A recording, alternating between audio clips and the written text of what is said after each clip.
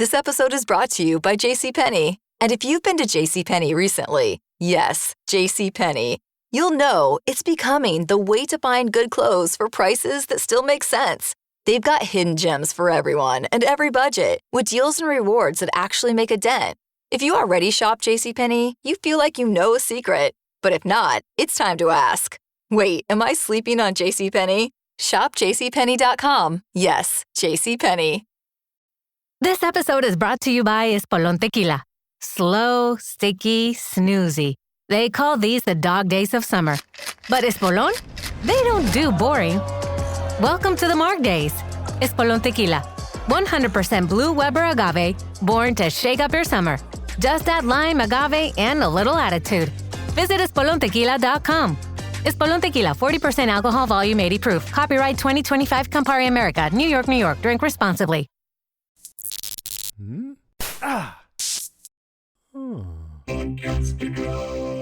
I don't understand where this is coming from. I know you like me, and it's not like we don't have anything in common. But that's not enough. Buffy, I'm thrown by this. I'm confused.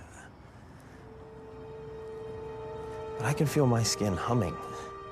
My hands, my every inch of me. I've never been this excited about anybody before. I'm not trying to scare you, and I'm not gonna force myself on you, but I am, by God, not gonna walk away because I think it might not work. I don't know what's happened in your past. Pain. Death. Apocalypse. None of it fun. Do you know what a hellmouth is? Do you have a fancy term for it? Because I went to high school on it for 3 years. We do not have that much in common. This is a job to you. It's not just a job. It's an adventure, great. But for me, it's destiny.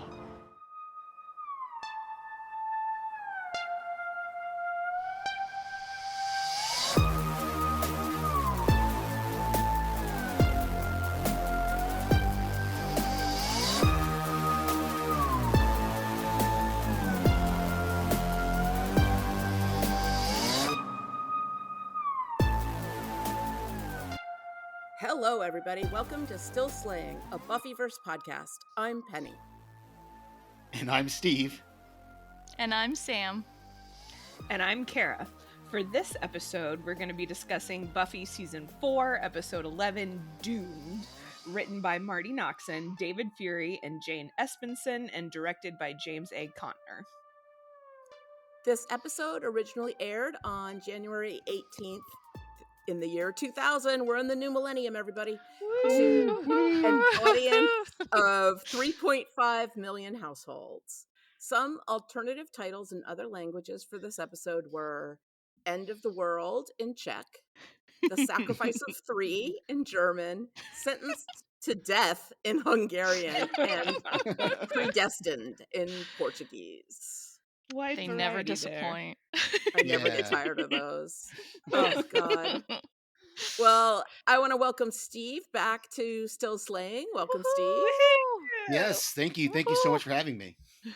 It's always a delight to have you join us, although it does mean we won't have one of your live Steves in the feedback section. But That's it's a true. trade-off. Yeah, I didn't do one this time. That would have been really fun That's if like, we get to the okay. feedback section and here's Steve. Yeah. Oh, we kind of did this on Murder Magnets. Steve had already Mhm. recorded his live Steve, and then we had him on to guest, so we had the live Steve at the top of the episode as like That's a amazing. summary. Yeah, it was very meta. It was Nice. Yeah. That was pretty I funny. love that. Well, this is a live Steve, so I think Yes. that's even better. Steve, is there any particular reason you wanted to do this episode? Before we started recording, I was remarking that I had forgotten a lot about this episode. When you were asking what episode I wanted to come on, I just saw the thumbnail of Spike in Xander's Hawaiian shirt. Yeah. I was like, that's the one. I don't remember it, but that's the one. So of course I love we'll get to it when later, but I just love at the end, and I'm just an old pal of Xander's here. Oh, yeah.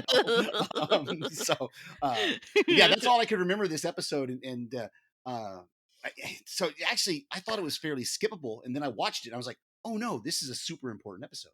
Yeah, I had the same experience. I was like, I don't know if this episode is going to be all that interesting to talk about. And then I was like, oh, major plot points. Yeah. Yeah. I think we were all surprised. Yeah, I think that was a Yeah. unanimous thing. It was much more plot points and pleasant than I think I remembered it. Yeah. Well, let's Awesome. get nostalgic and go back to the times at the turn of the millennium.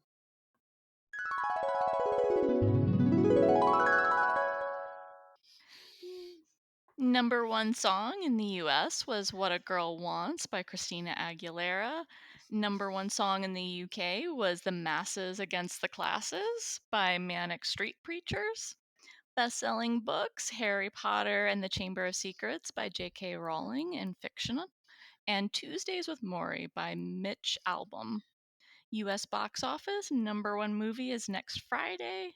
Number two was The Hurricane with Girl Interrupted, rounding out the top three. Love's gonna break you out. So much nostalgia. I listened to that Christina Aguilera album nonstop. Yeah, I think you and I were a little too young to be singing those lyrics. But Probably. It's like genie in a bottle. You gotta rub me the right way. And I'm like, what were parents thinking? Just us singing this. Man. That and Britney alternating. I'm sure my parents were yeah. Oh, goodness. And I thought it'd be fun to kind of set the scene, since this is the first episode that we have in the new millennium. Yeah. And it was a very big deal leading up to the year 2000. And I'm already really curious to hear y'all's perspectives on this, since we were all at different life stages when this was going on. So first, I'm sure everybody listening to this remembers Y2K, but to give a little bit of background, at the beginning of the digital age, storing information on computers basically took up a ton of space and was extremely costly. I mean, it still is, but it was a common programming practice to store years as only the 2 digits at the end in order to save computer memory. And so as the 20th century reached its end, programmers realized that the year 2000 was not accounted for when they designed the 2-digit years. So it became this concern: would computers interpret 00 as 2000 or 1900, or would they understand the year at all? So this bug could have put systems that relied on dates to schedule their activities at risk. And to counter all these possible computer errors that could come about in the new millennium, the United States government passed a bill that would protect companies from being liable for any problems caused by the bug. So obviously, first line of business is protect businesses. Programmers across the world worked to find any possible bugs that would be caused by the year 2000 being inputted into systems big and small. It would not take long for the public to, of course, take notice of this problem, and anxiety was really heightened at the turn of the new century.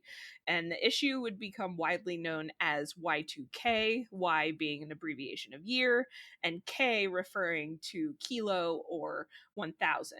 2K obviously meaning 2000. And I definitely remember the panic and anxiety I'm leading up sorry. to this. This is what they all freaked out about? How dumb. Oh, yeah. I remember the panic that the world was going to come to an end. Yeah, It was like everybody thought that, 2012 like, if your thing, airplane is in the sky when the clock That's what turns I over, remember. it'll Yeah. just, like, Oh, fall how out of the dumb. sky. Yeah. That's what everybody was Oh, yeah. really afraid of.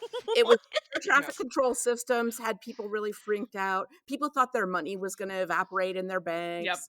Like, Yeah, everybody I thought the thought world that, was like, gonna the power explode. grid was going to fall apart. Yeah. So, Oh yeah. yeah. And This is it? yeah, this is what it was. Sorry, I remember it, but I never knew that it was this dumb. Like, Yeah. Yeah, wait, what?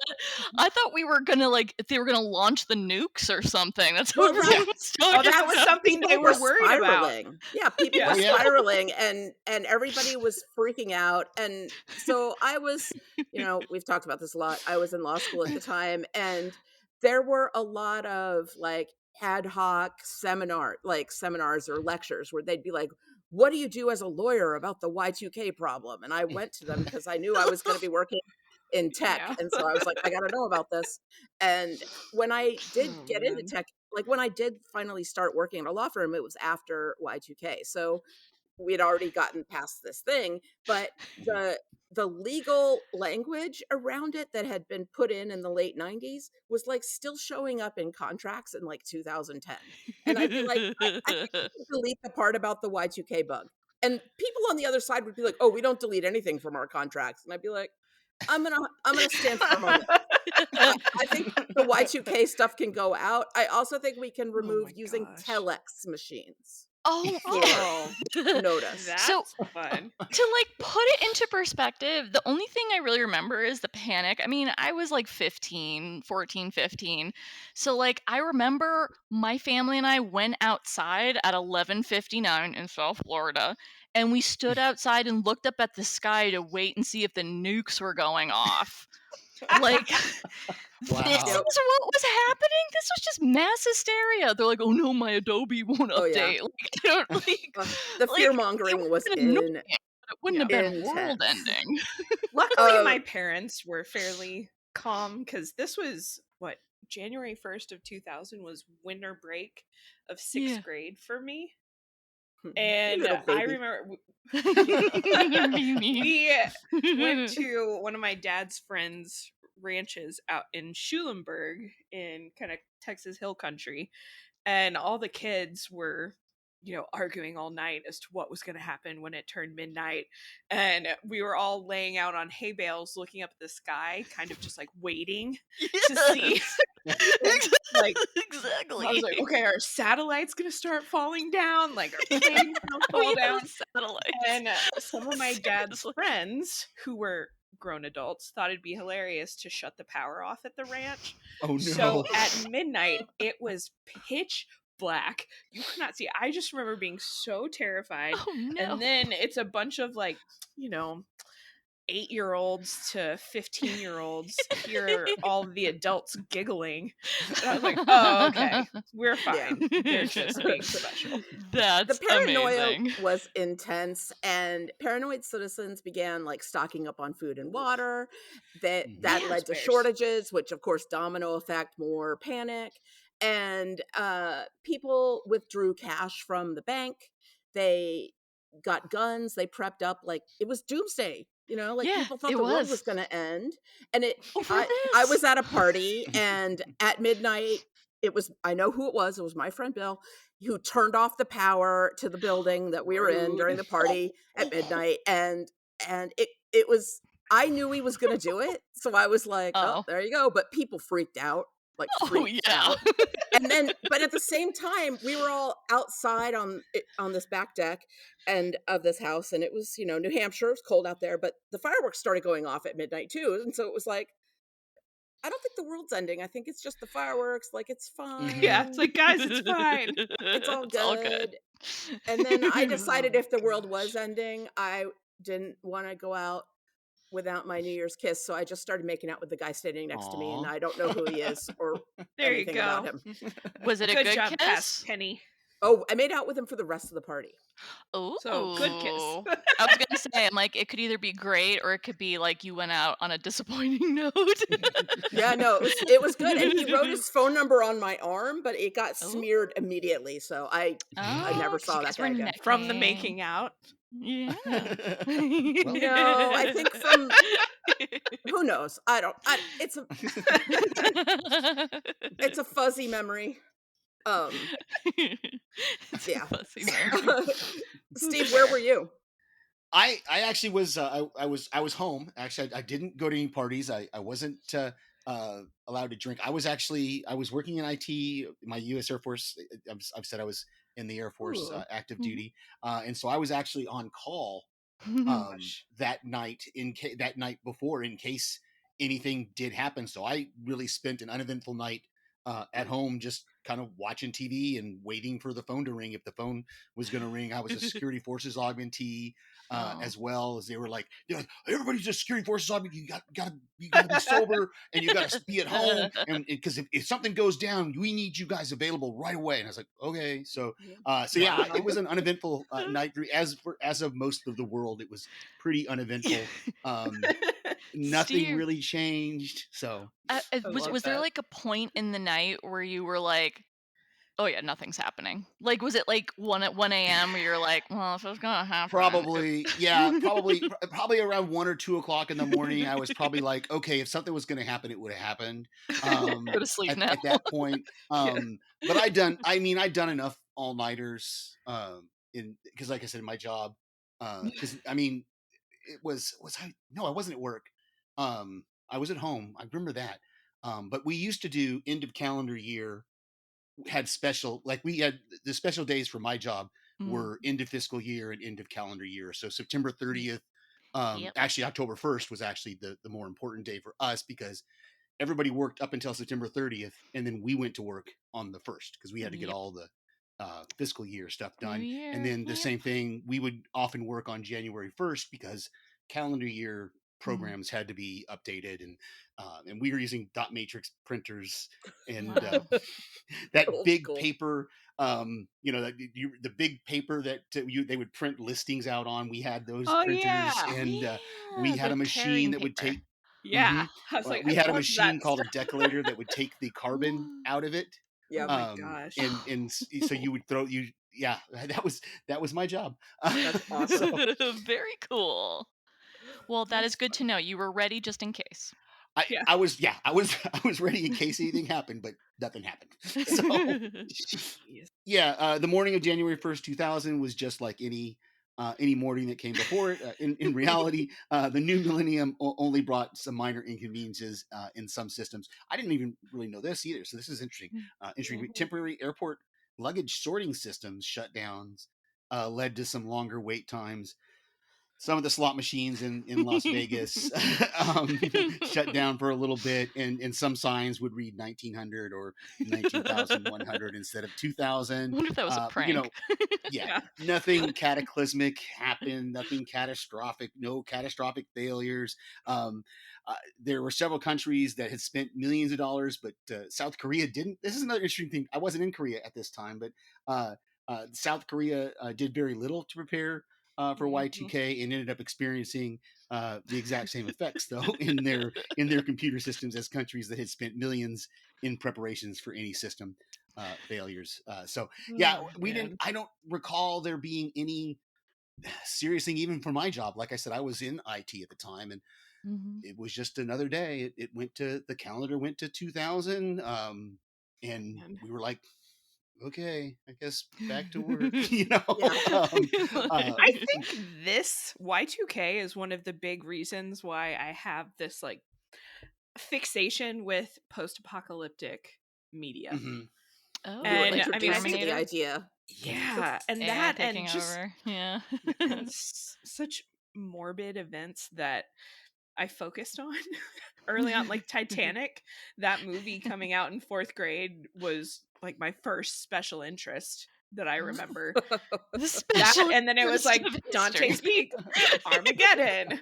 Like it went from there. One of my favorite commercials at the time, and you can still find it on YouTube, is an ESPN commercial where it was a commercial where they were doing their test for Y2K, and like the guy hits the button and like all the lights go out and there's fires are breaking out, and one of the main ESPN commentators, you see him like carrying a torch. He's got his tie up around his forehead. I remember that. Follow me if you want to live, or something like that. It was a hilarious commercial. Like I said, if you look it up, ESPN Y2K commercial, you can look it up on YouTube. It is hilarious. But yeah, that's very funny. That's very funny. Good times. Yes. And now Y2K is kind of fashionable again. Yeah, it means something else entirely. Yeah, now it means fashion and hair, and I like how like everyone's just collectively like, we don't want to talk about how we overreacted. Yeah, everyone just sort of was like, all right then, moving on. They're just like, and we're just going Focus back on the inflatable furniture and boy bands. Yeah. Mhm. On this day, on January 18th, 2000, fragments from the Tegesh. I'm not sure if I'm saying that right. No idea. Tagish? From the Tagish. Tagish from the Tagish Lake meteorite fell to Earth in northwestern British Columbia. That's how we got Superman. Yep. That's not how we got Superman. On January 18th, 2000, Frances Drake, iconic American actress known for Mad Love and The Invisible Ray, died from natural causes at 87. Also going on during this week on the 19th, Michael Jordan, who led the Chicago Bulls to 6 NBA championships as a player, returned to the NBA, joining the Washington Wizards as part owner and president of basketball operations. Also on the 19th, it was announced that the FCC would approve low power radio. Easing licensing rules would make airwaves more accessible to small broadcasters, and the FCC hoped to increase diversity in broadcasting. Well, that was a pipe dream. By allowing educational, religious, and community groups to run low power FM stations. And podcasters said, "Hold my beer." On January 19th, 2000, the Bureau of Labor Statistics reported 265,000 new members in 1999, bringing the total to 16.5 million and marking the largest increase in 2 decades. Wow. On January 22nd, 2000, Texas Governor George W. Bush, Republican, and Vice President Al Gore, Democrat, come out on the top of the Iowa caucuses ahead of the 2000 presidential election. I feel like there should be a dun dun dun. Yeah. That's how that went. That presidential election cycle is going to come up a lot in the coming episodes of Still Slaying. And Wonder hanging times. chads. Hanging Chad. Yeah, that's going to be a Every lot of time- fun to talk about. Yeah. Every time I think of Al Gore now, I always think about his documentary on climate change. I was going to say Yeah. how he invented the internet. That's what I think of. Yeah. Like he was ahead of his time. We're all living it now. Oh, don't get me started. I'm so sad that he didn't win that election. Starting a business can seem like a daunting task, unless you have a partner like Shopify. They have the tools you need to start and grow your business. From designing a website to marketing to selling and beyond, Shopify can help with everything you need. There's a reason millions of companies like Mattel, Heinz, and Allbirds continue to trust and use them. With Shopify on your side, turn your big business idea into... Sign up for your $1 per month trial at shopify.com/special offer. Let's get into the episode. And I thought I would start our discussion off with this sound clip. You're part of some military monster squad that captures demons, vampires, probably have some official sounding euphemisms for them, like unfriendlies or non-sapiens. Hostile subterrestrials. So you deliver these HSTs to a bunch of lab coats who perform experiments on them, which, among other things, turn some into harmless little bunnies. How am I doing so far? A little too well. Meanwhile, by day, you pretend to be Riley Finn, corn-fed Iowa boy. Ever been to Iowa, Riley? God, if that's even your name. I love this scene where, first of all, they sit there in the most awkward silence, and then Buffy says something like, one of us should talk before one of us graduates or something. It's like, talk, Buffy. Yeah. What are you doing? It literally picks up right where Hush left off. Yeah. Right? Like, Sitting, yeah. Yeah. Exactly. And then he's like, oh, I can't tell you. And she's like, let me try. And I just love the look on his face as she's getting stuff right. And he's like, oh, crap. Yeah. Like, what? How do you know this stuff? Like, everything about the scene is Buffy. Like, she's so tiny physically compared to him, but she is dominating him with her body language, with the way she's talking, the way she's delivering, this information. I get a kick out of the scene. I, like Steve, I didn't remember how great this episode was because I hadn't seen it in a long time. And in the rewatch, I was like, oh, this episode's actually like hilarious and fantastic. It really Yeah, and is. I like how to just add on to that, and Steve being a veteran, you would probably get this too, where he says the subterrestrials, and she goes HSTs. I'm like, yeah, come on, She anyone picked who the knows acronym right away. like Yeah, they talk in acronyms. Come on we now. love our acronyms. We did. Yeah. I like that even Buffy gets that. She's like, Yeah. I'm military. I'm Yeah. not She military, but I get it. clocks him thoroughly. Yeah, she's like HSTs. I'm like, that's right, Buff. I like unfriendlies. That was pretty good too. That was pretty. Yeah. I like this. Non-sapiens. Yeah. Yeah. I like that at the end, he's all at the end, and this is kind of jumping ahead a little bit, but he's all flustered about how he couldn't keep his secret identity, and he's just like, oh, I couldn't even lie to your friends. I'm a horrible person, and all this, and I'm thinking to myself, Riley, her friends kept her secret for like years. That's a good point. Okay? Yeah. I really think they can keep your secret, okay, buddy? Yeah. You don't really need to worry about it. fine. Also, is this the first time that Mark Lucas is in the opening credits? Yes, Okay. it is. He's officially official. Yeah. Official. Yeah, that's a good point. Like, he's been talking to Willow this whole time, and Willow never told him that Buffy was the Slayer. That's a great point. Like, obviously they can keep secrets. Yeah, exactly. It's almost like Buffy and Riley have some fundamental differences that might create some problems in the Oh, you future. think? Yeah. Uh, I think he's less concerned about these particular people learning his secret than he is about the powers that be in the military finding out that he blew it Yeah, and told that would be and bad. like revealed himself to civilians. But I'm kind of shocked that they've been operating on a college campus all this time and have not been discovered, because like, yeah, they go out in their uniforms not only that at careful. night, but like Yeah. college campuses are hopping at night. Yes. Yeah.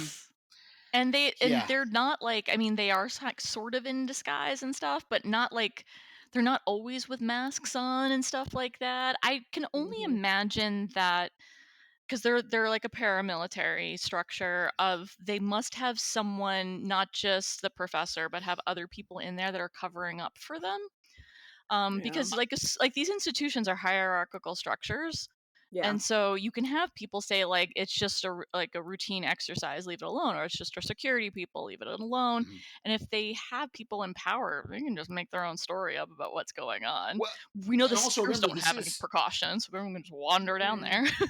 Yeah, and remember, this is Sunnydale, where people have like selective hearing, like selective That's vision, true. to where they just don't That's a good see, point. they just Yeah. don't see things, like other people would, like we would see, like we'd be like, why is this this SWAT team with their faces covered wandering around the campus at night, Constantly. This is weird. with these What is that weird monster? Star Trek guns, Yeah.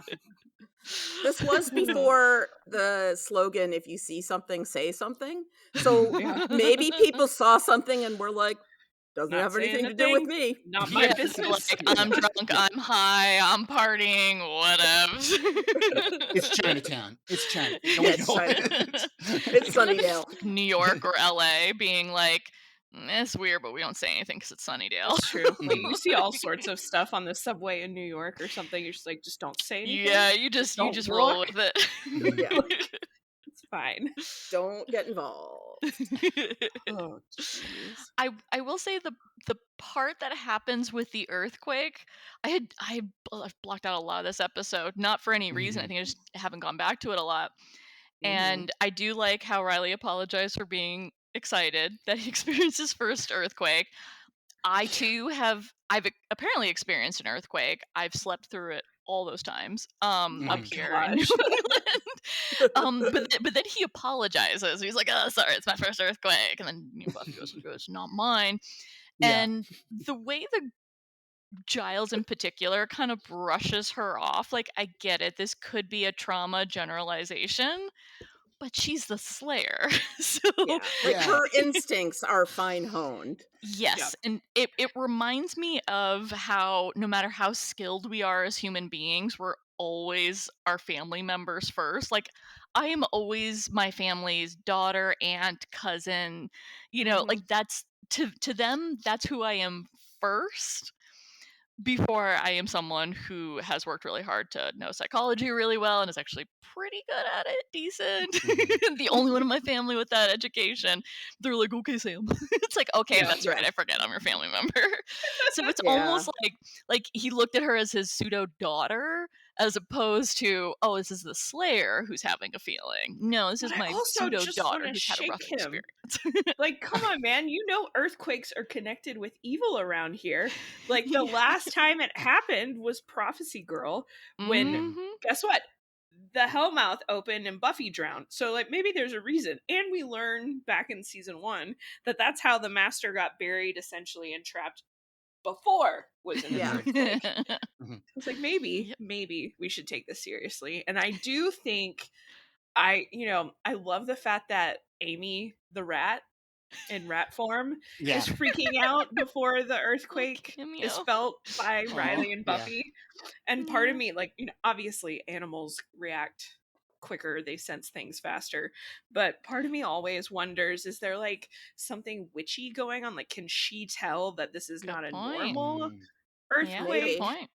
It's not Giles's best episode in terms of like It's showing true. up well, right? First he like Yeah. poo-poos Buffy. He's like, oh, you know, Oh, Southern British Southern poo-poo. California, Yeah. right? Yeah. And then you know, he finally realizes what it is. We have this hilarious and fantastic soundbite. I'm telling you, I've seen this somewhere before. I just can't remember where. I mean, it's It's like the end of the world. again? I love that. And then later, the only thing possibly funnier than the again sound clip. Oh, as usual, dear. I love Kills that me. so much. Yeah. And then, you know, I don't, Kara, did we kind of lost count of how many times Giles gets whacked upside the head, but Oh my gosh. Oh yeah, I have that tally back in notes somewhere. I'll have to look Yeah. for it. It's I kind can of like tell Lana you Lang next from Smallville, right? episode. How many concussions has she had? She's like an NFL player at this point. You know? Yeah. At some So point. It's crazy. many. And also, this is like at least their 4th apocalypse, right? And they're like Yeah. 18. Yeah. Yeah. That is kind of it's- the it's- one thing that bugs me in this episode. And I don't know why. Like, I think it's funny. Like, haha, yes, we've had so many apocalypses. It's run of the mill. I just feel like the Zeppo episode did it so much better. That Mhm. format where, you know, Xander is kind of left in the dark. I think maybe that's just a fault of rewatching. I've rewatched the Zeppo too many times. I couldn't help but compare this episode. I absolutely saw the same comparison to the Zeppo with less humor than the Zeppo Yeah. has. I want to say, and but the apocalypse was very similar in Mhm. the way it kind of shook out. But yeah, that's Apparently it's 18 times. So I was like, 18. I bet you people have kept track of it, because the Buffy fans are really really strong. But they have some listed, and well, it looks like he was either knocked out with physical blows, tranquilizers, or other means. So I guess you have to go through each one and sort of. What is 18 it sounds in about right. was it season 2 when Buffy says, "Oh, tell him I said something cool." She has to knock him out, and he's like, the purpling bruise on the side of my cheek would show you that I didn't, like, you know. That's Yeah, so he funny. gets knocked out a lot. So A lot. We saw some returns of themes really that's similar to what you're saying, because we see Buffy go off half cocked, where she just goes straight to Mhm. the cemetery, you know, and almost gets beaten by that one demon. Yeah. And then she encounters Riley out there. We see the Scoobies coming back to do research. We haven't it's been a few episodes since we've seen them, you know, get together and go into kind of research mode. The research is nice. It yeah. feels kind of nostalgic at this point in this season. You're like, oh yeah, this is why I like this show. Yeah, because they're nerds. Yeah. Yeah. It's like, sorry, Willow. Yeah. Yes. Buffy does do that a lot, where Right. there's some problem that's arisen. They don't know that much about it. And they're like, oh, they're trying to, you know, end the world, destroy prom, whatever it is. Mhm. And she's like, no, they won't.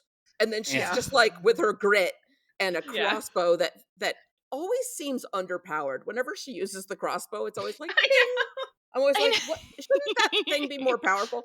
And then she just throws that. That's like the only weapon she brought with her. I don't know. That's ridiculous. But she Yeah. does that. She's like, she just like attacks with her determination and no Mhm. plan sometimes. What is it? And Angela said, you fall for it every time. yeah. Yep. I know. Yeah. It is a problem. And I think it's sort of like a little bit like Slayer ADD. Like she can't sit still for the research Mhm. part. She has to Mhm. like go do something. So she's like, I'm just Yeah. gonna take this weapon and go. But She and Spike have that in common. yeah, he doesn't like I, to sit I still either. love Spike getting all amped up at the end once he Yeah. realizes he can harm other demons.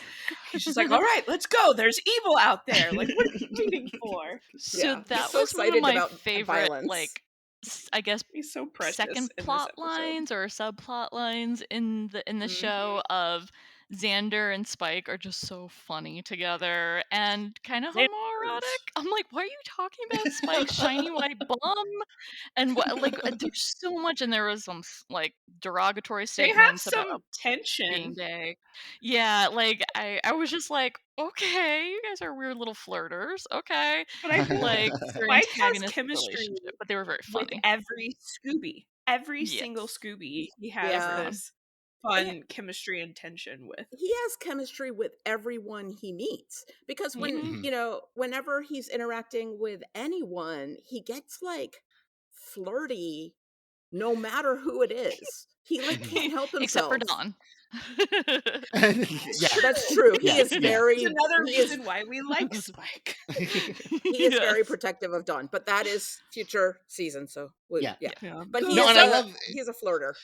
Yeah, I love you brought that up because Spike discovers that he can hurt demons in this episode, and we also get it's funny. I mentioned it I think before we started recording that one of my favorite line from this is, "No, I'm just an old pal of Xander's here." When Oh, yeah. Riley like kind of It's so recognizes funny. him, and you hear it's one of those weird things that like James Marsters is an American actor playing a British vampire who puts on a fake American accent. Yep. Yeah. So great. It's I layered. just the two of them together were just so funny. Such great lines of like of just like when Spike tries to I guess self stake Mhm. I and have then it, right? oh, It's like I'll play it. yeah. You were trying to stake yourself. It's no concern of yours. Is too. For one thing, that's my shirt you're about to dust. And for another, we've shared a lot here. You should have trusted me enough to do it for you. Xander. What? He wants to die? I want to help? Hey, it's Ookie. We know him. We can't just let him prove himself. Oh, but you can. You know I'd drain you drier than the Sahara if I had half a chance. And besides, I'm beyond pathetic. Stuck in this basement washing skivvies for a blighter I wouldn't have bothered to bite a few months ago. Hey! I mean, am I even remotely scary anymore? It's adorable. I love that Willow is like conflicted. She's like, I "You know. can't Yeah, let we him can't. Let him kill himself. Icky. And then later, There's when a Buffy's little like, bit of "Why is he attachment. here?" and they're like, Yeah. "Oh, he was That gonna was great. stake himself," and she's like, "Fine." Yeah, I I just- know. it's So so funny. Yeah. Well, and Why there's is that he line. She here? gives that line, and she says he can't even fight. Yeah. Which I thought was really cool, especially on a rewatch when you go, "Oh yeah, you're right." Yeah. Well, Yeah, and so- it's interesting the if you look up any of the web pages like the Buffy wiki or IMDb, they always list what are seen as goofs in the episode. And one that I kept seeing pop up was how Riley had mentioned previously, I can't remember if it was in the initiative or Pangs, but in one episode he says that Spike essentially the chip prevents him from harming another living creature. And Mhm. people cite that as goofs a lot. And I was like, no, because I don't think Riley and the initiative really see these monsters and Yeah. demons as living creatures. I get it. And And, I think like- it's technically probably Well, Forrest a even has goof. that line right where he calls them animals at the beginning. Yeah. So Yeah. So I was like, is that on purpose or Yeah, I don't Well, think it's a no. goof either. It's more like the initiative, like they didn't thoroughly test it. Spike was like the Mhm. first vampire they put a chip in. Like they're not That's true. done. And Yeah, they picked the that's a good wrong point. vampire to Well, or the right one. Yeah, it not worked out only- perfectly. Not only does Spike figure out that he can fight with demons, which he's very excited about, but he also figures out a way to hurt humans. Great, no word of Valios. Not even a syllable of Valios. Which means I'm one step closer to melting in a sea of molten hellfire, yeah? You shouldn't talk like that. You know, okay, so you can't kill anymore, but there's all the fun things you can do. You'll adjust. Adjust? And what? End up like the two of you? No, thank you. Here it goes. We can't just leave him here to stake himself. It's not right. I should think you would be glad to greet the end of days. I mean, neither one of you is making much of a go at it. You. Kids your age are going off to university. You've made it as far as the basement. And Red here, you couldn't even keep Dog Boy happy. I mean, you could take the loser out of high school, but... I see what you're doing. You're trying to get us to dust you. Am not. I just don't want pity from geeks more useless than I am. We're not useless. We help people. We fight the forces of evil. Buffy fights the forces of evil. You're her groupies. She'd do just as well without you. Better, I'd wager, since she wouldn't have to go about saving your hides all the time. That is so not true. We're part of the team. She needs us. Or you're just the same 10th grade losers you've always been. And she's too much of a softie to cut you loose. I love the look on his face when he turns around and starts walking again. Where I had that in my notes. Yeah, that little smile. He gives this like really this half kind of smile where he's just, and I, you know, what Cordelia has a similar line in earlier episodes. None of that didn't suck. You know, like that was the most fun he has had in weeks. Right? Yeah. Yep. I hadn't thought about that. That like, because he was able to finally hurt humans. Like he doesn't know he can fight demons yet. And but like I that, think he felt good about it. I hadn't thought about that. Yeah, that's all good. that's one of my favorite things about Spike is how well the writers use him. And with each of the Scoobies, the core Scoobies, he kind of acts almost as, you know, in terms of literary devices, as a mirror for them. He reflects back on them either their innermost insecurities, or with Buffy, he kind of brings out her, you know, the inner darkness that she struggles with Xander. He pokes on his, you know, his insecurities. He makes him feel emasculated, and, you know, Xander's worried about being just kind of this ordinary guy. We see him going from like a construction job to a hot dog like place to a pizza place. And then with, you know, Giles, of course, Giles feels like maybe he doesn't have a purpose and he's feeling a little bit disconnected, and Spike brings that out. He can pinpoint insecurities and weaknesses like no other, and I think they do that. This is the first episode that I can really remember that the writers start to use him like that, and they do it in such brilliant ways throughout the rest of the series with Spike. So I think you're totally I'm so excited on it, like, because I think that's why he's the only vampire that we know of that's been able to kill 2 slayers, because it's not just a physical match. He gets in their heads. He knows, and he's able them. to read them. He's able, like, I mean, we don't see it as much in the show, but that would make more sense on why, like, he's powerful. And how is he the one that's killed 2 slayers in the past, which they talk about in his introduction. Perceptive. But yeah, like, and obviously we know, well, I guess we don't know yet, but what he was like in his previous life as a human, it makes even more sense, that perception, and how it's like he almost sees into people's souls, like their core. He can identify, and he masks it, right? Like he pretends that he is, first of all, he sort of puts on a lower class British accent than his, what we later come to find out is his would have been his natural British accent. And you know, he dresses like in this sort of, you know, Johnny Rotten kind of Billy Idol sort of style, and he acts like all he cares about is like violence and fun, but you know, he's deeper than he lets on. Though his love affair with Drusilla, and how dedicated he was to her, and how introspective he is after they break up, you start to see in season 3 Spike, you're like, oh, there is more in there. Like Yeah. he's so perceptive about Angel and Buffy in that episode in season 3 where he's like, you'll never be friends. Like Yeah, he gosh. sees people so clearly, and then he just sort of goes back to being like, oh, let's fight, blah, blah, blah. But like he doesn't want people to know that there's like sort of a little bit of a marshmallow inside there. Yeah, makes sense. That's why we love Yeah, him. and we'll talk more about Spike when we get to the spoiler section, I think, because there's a lot to be said about what's coming up for him. So. Oh yeah. So what did you guys think about the plot twist? Well, I guess it was a plot twist for me that the 3 sacrifices were actually the demons. I loved it. I loved it because I had that in my notes that that nice. twist that the demons were the sacrifice, because that's Buffy's always thinking about, and here is where Xander and Willow do continually, one of their things they continually do is they're able to get the innocent people out of the way, while Buffy can concentrate on fighting, and they're able to get the innocents out of the way. Well, this time there weren't any innocents to get out. So I loved it. I thought it was a great twist. It's a natural assumption that they made, and then for them to realize it mid-fight and Spike getting it wrong. Oh yeah. That was great. He's trying to help.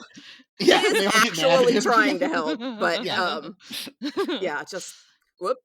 And I love these demons. They're kind of like any demon. Like they don't have anything special. They're just like raw and they're huge. Yeah.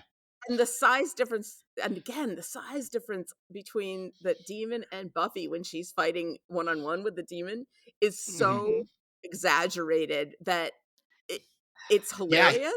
It's like, even her stunt double. That you can see, there's even a difference between. Usually, I pick up on whoever her stunt double has been like at least a good 2 or 3 inches taller than Sarah Michelle Gellar, and you can at least you can usually see it. Yeah. In this rewatch, and this time I couldn't because the demon was so big and so tall. So he's gigantic.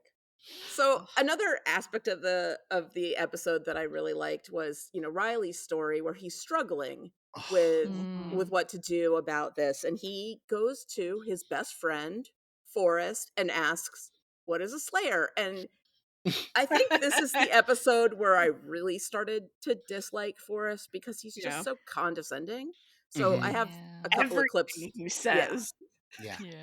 Well, the way I got it figured, Slayer's like some kind of boogeyman for the subterrestrials. Something they tell a little spawn and make them eat their vegetables and clean up their slime pits.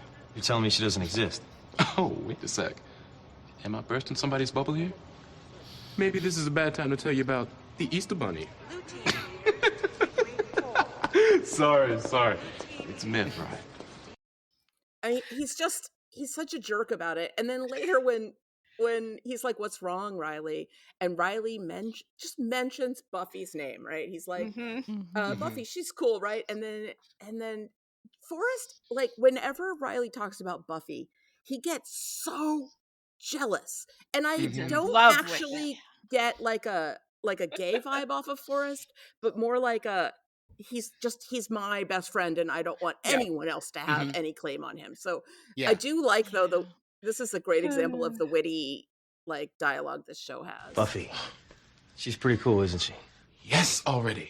She's cool. She's hot. She's tepid. She's all temperature Buffy. Now, can we concentrate on the game here?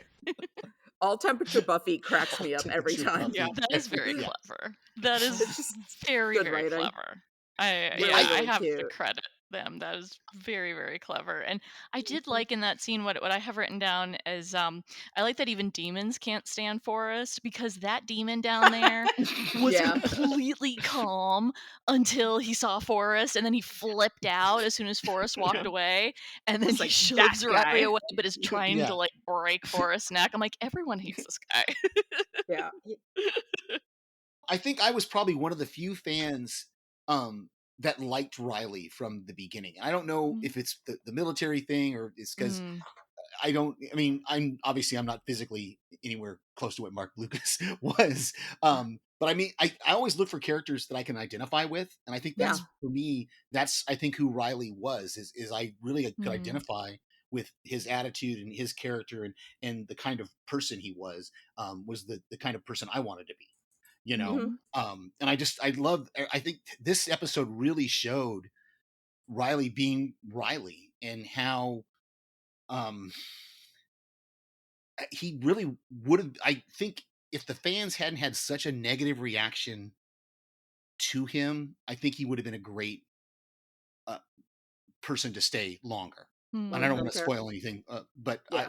because I think they were perfect together. They really did have a great dynamic.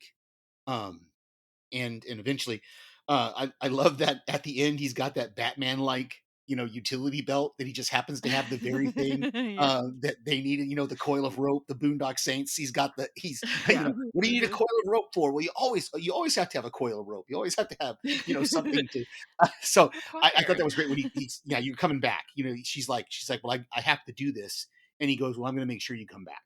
It's And I beautiful, just but I get distracted every time I watch that scene by thinking about the rope burn that he would get with his bare hands and that Yes, cord. I had the same thought. I Yeah, have that down. yeah. I'm like, oh my God, his hand would be shredded. Yeah, it would Like be I metal have that as well. flying through your hand like that. Like, yeah. He oh should my have had God. gloves or anything. They should have put some All of gloves on it. him, something. But yeah, I had the same thought when I saw that. There And then he was just pulls her back up, the weight of Buffy and the gigantic demon with just like his arms, like Yeah. just his impressive Riley arms is enough to pull her all the I way feel back like up.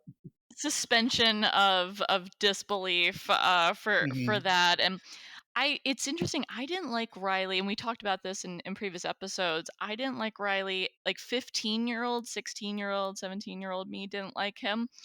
Adult me watching him, I really liked him. Uh-huh. And I don't know Yeah, if it's just like the I love it how you said that. Yeah. Yeah. yeah, like it feels like it's because you just experience life in the world a little bit more, and you see that Riley is genuinely a good person just trying to do the right thing. All He is a 22 years jerk of in him or this something. episode, though. Like Yeah. when Buffy is, during the whole like fry cook conversation, he is so offended by Buffy being like, "We are not the same, and I have experience in this area, and it's not good to go there." He's like, Mhm. "You're self-centered. Your gloom and doom attitude is the problem." Blah, blah. Well, he calls her stupid, right? Doesn't Yeah. he?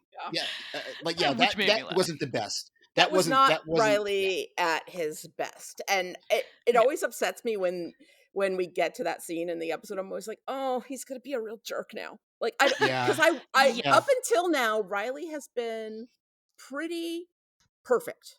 Right? Like Mhm. everything he has Mhm. done in his pursuit of Buffy romantically, everything he's done in, just being a nice all around nice guy, what we've seen of him when he's with the other soldiers, like there's nothing really to criticize except the sort of he's a little bit boring thing. That's it. Yeah. And Mhm. this Yeah. is the first Now, time when I'm like, ew, there's a Yeah. part of Riley Yeah, that I and don't she like. shuts it. And when she, it's all, it's one. I've got the line here. It's probably the saddest line in the episode when she shuts him down and she says, "I come from a long line of fry cooks that don't live past 25." yeah. Yeah. And he Yes. suddenly realizes, and later there's going to be an episode where he's really going to get put in his place as far as his Which experience level, which and is Yeah. yeah, I think like because you're totally right. I think for me, I saw that as we as viewers know everything Buffy's been through for 3.5 seasons. He's seen her fight once. And Yeah. so Mhm. he doesn't know, like, even he has to go and ask Forrest, like, what's the yeah, Slayer? What's the And Slayer? like Yeah. he has no idea. He has no idea of the lore. He has no idea that she's saved the world many, many times. yeah. Like, and Slayer, so like comma the, look it up. yeah, Yeah. which was great. Because I liked how she pushed back on him because it's like, yes, absolutely, he doesn't know what he's talking about. Mhm. And it's Yeah. like he doesn't know what we know about Buffy, and he's being more arrogant as, no offense, paramilitary military people are like, Yeah. I am the expert.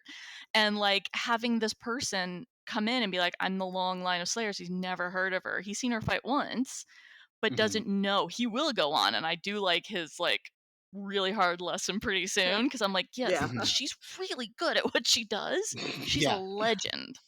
Like, I Yeah. and he love has the reference no to idea. faith. We get the faith reference in this conversation also. Yes. When Yeah. Yeah. The last person who had fun on the job is in a coma. yeah. And Yeah. it's so funny because I think that this is indicative of something that happens to women all the time, right? Riley's basically mansplaining slaying to Buffy in the scene, right? Yeah. She's like, I have this destiny. This is, I'm this. You thought I was a myth. Doesn't that tell you something about the Slayer? Like, you could ask more questions, dude. But instead, you're telling me I'm wrong about my own lived experience as the Slayer. And she's like, you're way over the line. You barely know me. Like it's so funny because he's not a jerk very often. So it really stands out to me that I'm like, God. And I think it really is because he is sort of terrified of losing his opportunity to be with Buffy. Like, he thought she was something special before he knew this. And now he's like, this might be the most amazing woman in the entire world. I can't let her go. And so he's lashing out. Yeah. Right. And she is projecting a little, to be fair. She's projecting a little based on her past trauma with her relationship with Angel, although I can't really blame her. Yeah. Big time. And he's like, I'm sure there's some good looking guy who done you wrong. Like, poo-poo, that little thing that happened to you must not matter very much. Like, it's just like, so thanks, Riley. read the room, dude. Like, look at how she's acting. Look at the look on her face. Look at how much you've upset her. And maybe just like back off a bit. Just dial it down. He's used to being in charge. He's used to being the one who knows how to do these things, and she knows more than he does. He's more mature. This is the episode we find out he is a psych grad student. Yeah. So he's at least 21, 22, like 4 years older than her. At least. Yeah, I mean, he's at least 23. I would think 23 because he had to have graduated. 23. Which makes sense. 21 would be generous if he like went to college a little early or something. Yeah. So well, it's also like he's a TA. Usually those are grad school, not always, but it's and she's like, oh, no one knows the wrath of like a psych grad student. It's like, okay, but actually a psych grad student would be more curious. I think what you mean is cishet white male of him. Yeah, and it's a little bit like not offended at all. The sort of recent phenomenon of men who get just enough knowledge about therapy to learn a few words and then have now weaponized it where they're like telling their girlfriends what to do and being like, that's my boundary. It's like, that's not how that works. No, but I have an ex-friend that did that. Yeah, little PSA for everyone. If someone tells you that's their boundary and is trying to make you do something, that's BS, because boundaries are stuff we put on ourselves. We make requests of other people, but they don't have to do it. Boundaries are our own thing. But sorry, that's like, I hear it all the time with like different family members weaponizing these terms with people I've had as patients, and I'm like, that's not how that works. And oh dear God, everyone, is another PSA for anyone who's listening. Stop Googling narcissism. Like, stop. As a family lawyer, I second that. Oh dear God, I've heard it so much these past few years. I'm like, stop Googling it. AI cannot diagnose you or a family member. Stop it. But like, everyone's like, I Googled it. I'm like, whoa, stop it. Sometimes people are just jerks. There's also that. Yeah. But anyway, so back to the episode. I was like, but so 100%. Willow gets to be pretty funny in this episode. The way that she responds to Percy, like him calling her a nerd, like sort of sends her into a tailspin. And then I love that she just went into a random room and climbed into a random bed. Like, no. Okay. Willow. So 90s, early 2000s party. I feel like I've done that at a party where I'm like, I just need to lie down for a minute. This door is open. Yeah, I can say that probably in my 20s. Yeah. In my 20s, early 30s, there probably were some parties where I was just like, I mean, I remember when my first tour in Korea, I came back, had to go to work on a Saturday, and we'd been partying like all night. I think I went to bed at like 4:00 in the morning. We had to be at work at 7. And the girl who was with me, she was out also. She apparently she fell asleep. Doesn't remember where she fell asleep at, and so it was, which is not good. I'm not. Obviously, don't do that.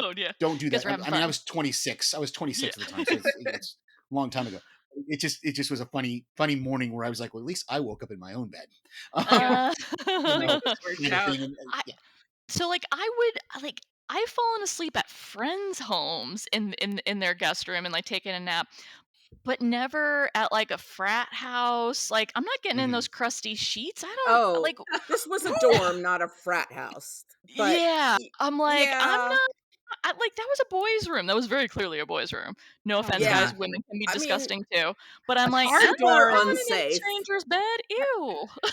Our dorms were co-ed, so everyone was very familiar with each other, especially like floor to floor. But I don't know if I would have done that in a dorm that wasn't mine in someone's bed that I didn't know. The last time they did the sheets was when the school year started.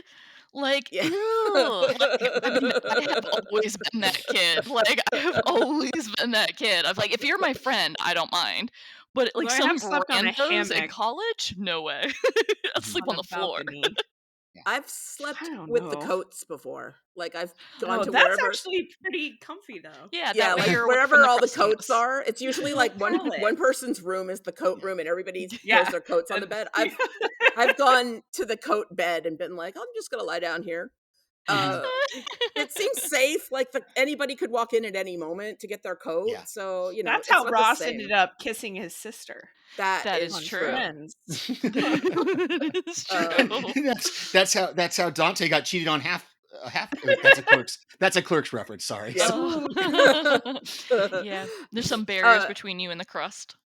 So Willow is so freaked out. I love the way that she's telling about the horrible stuff that happened, and like Percy keeps coming up, like she's like, "Oh, Buffy, I found this guy and there was blood everywhere, and Percy called me a nerd," and Buffy is like, whatever about the dead body. Percy called you a nerd? Yeah.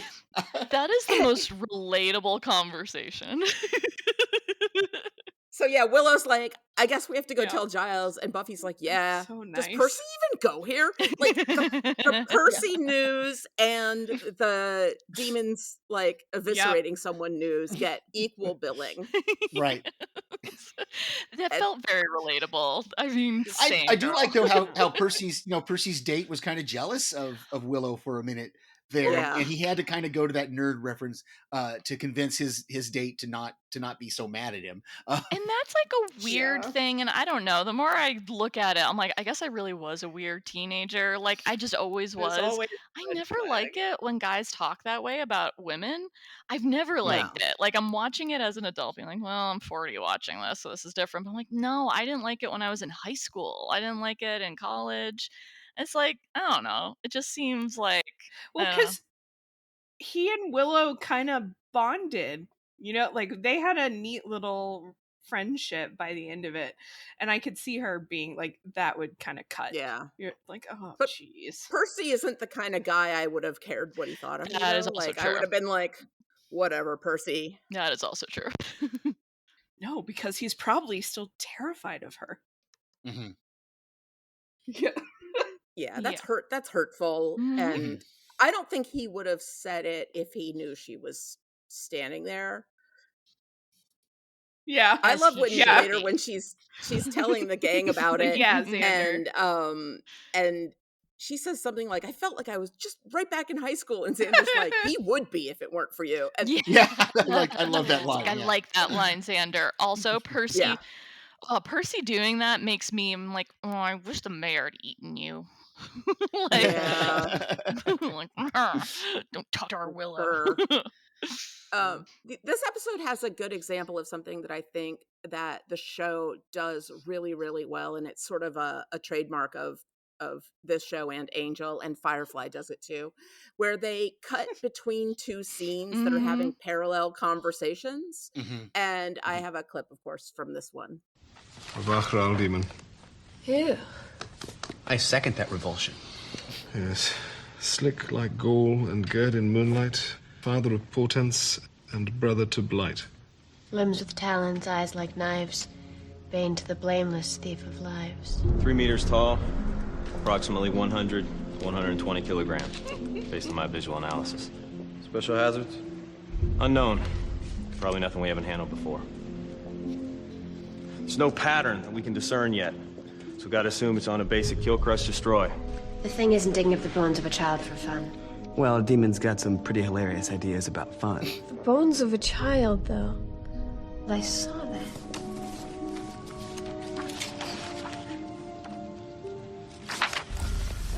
An ancient ritual. It uses the blood of a man, the bones of a child, and something called the Word of Valios. It's all part of a sacrifice, the sacrifice of 3. I just love how it goes back and forth, and Buffy's Yeah. the leader and Riley's the leader, and Buffy's clearly better at it because she already knows there's a pattern. Absolutely. Yeah. I had it in my notes earlier for the beginning. The previously on used that clip, Penny, I think that you talked about last week, where she says something about I have to lie, and then it cuts right to Riley saying the same thing to Forrest. The way they edit the editing on this show, really is really good. And like you said, Firefly did the same thing, and they do it in Angel a lot. Yeah. It's a clever narrative technique that ties the story together, and it sort of shortcuts exposition because you get to have both sides doing exposition at the same time, and it makes it a little quicker and a little bit more entertaining than just straight exposition.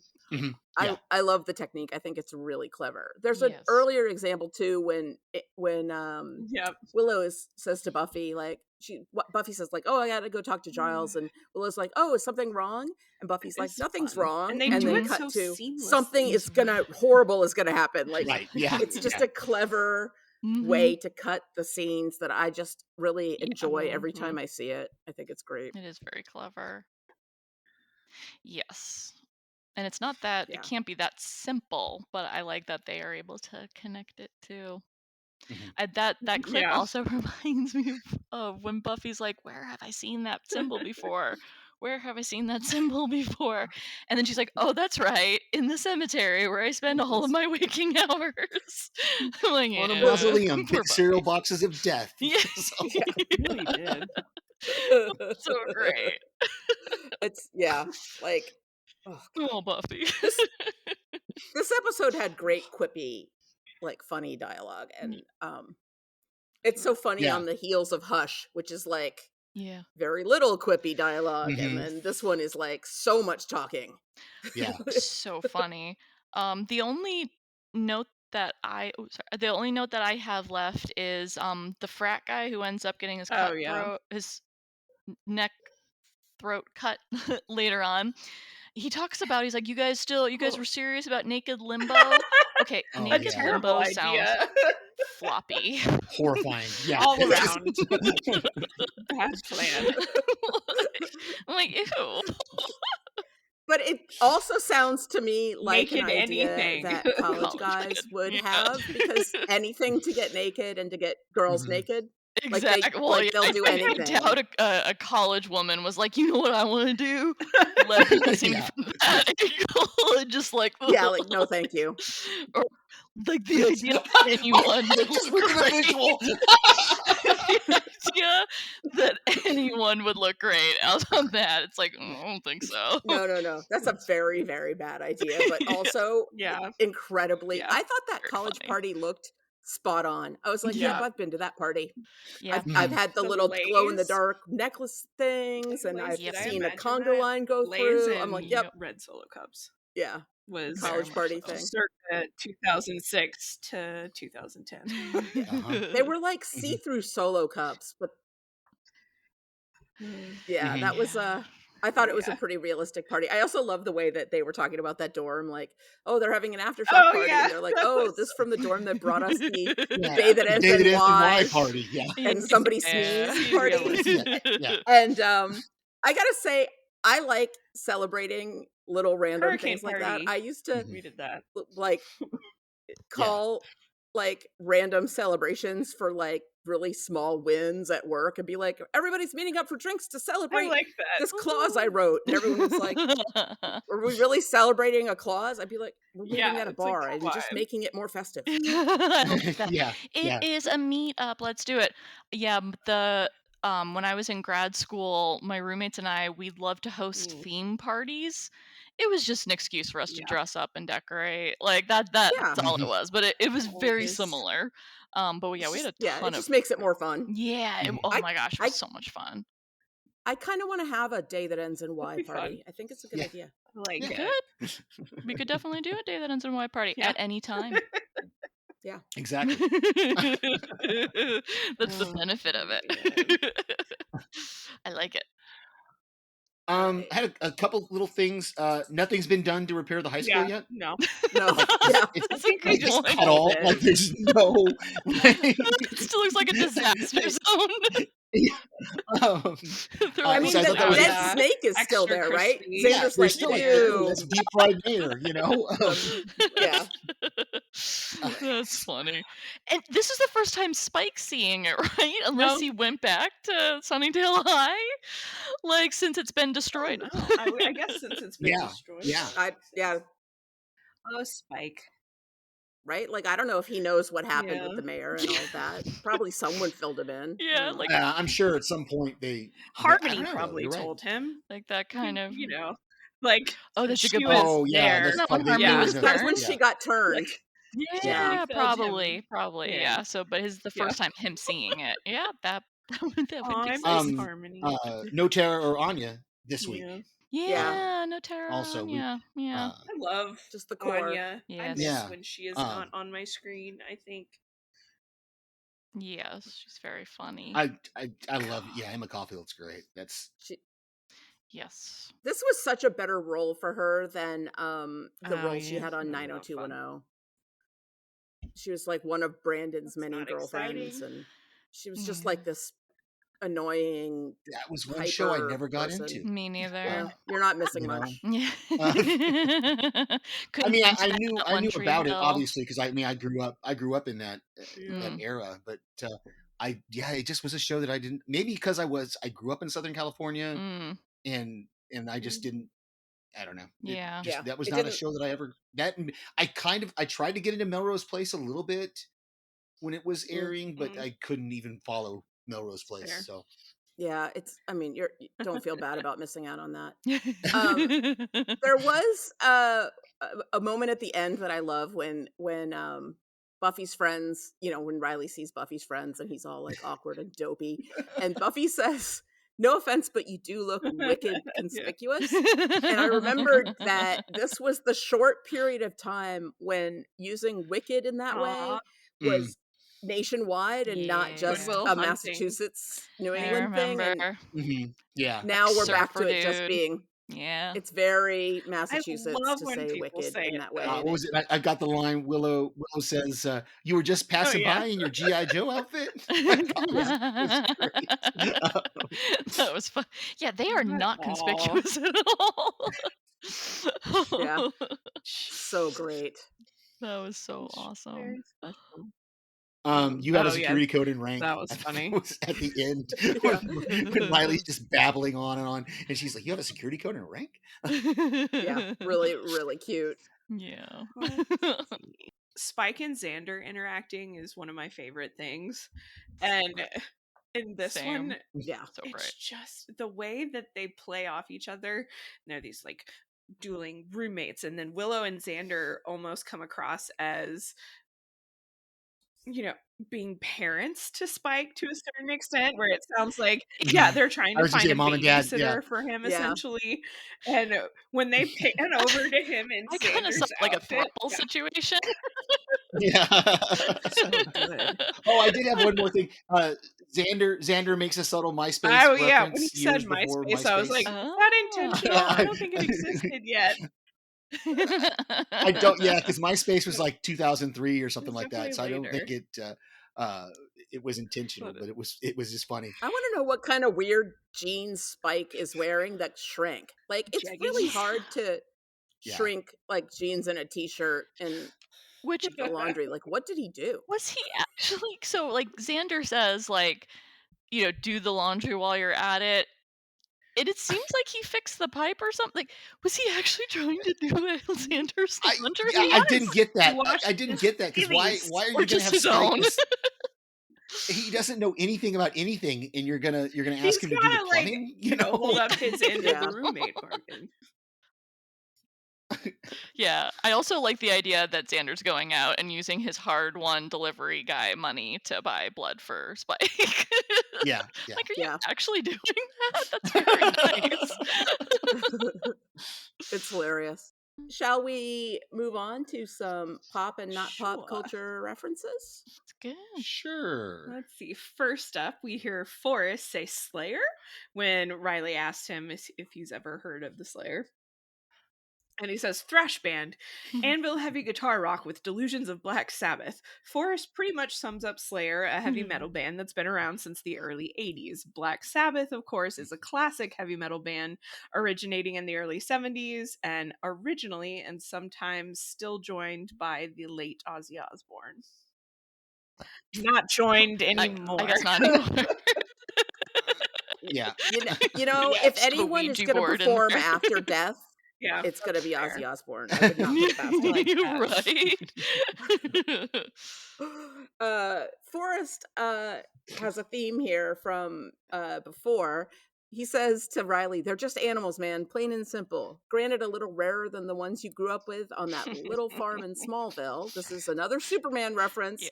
Smallville is the farm town that Clark Kent / Superman grew up in with his adoptive parents before moving to Metropolis. And the last time we heard him compare himself and Riley to Clark Kent was in the episode Hush. Xander says it's kind of the CBS logo. Hey, could this be the handiwork of one Mr.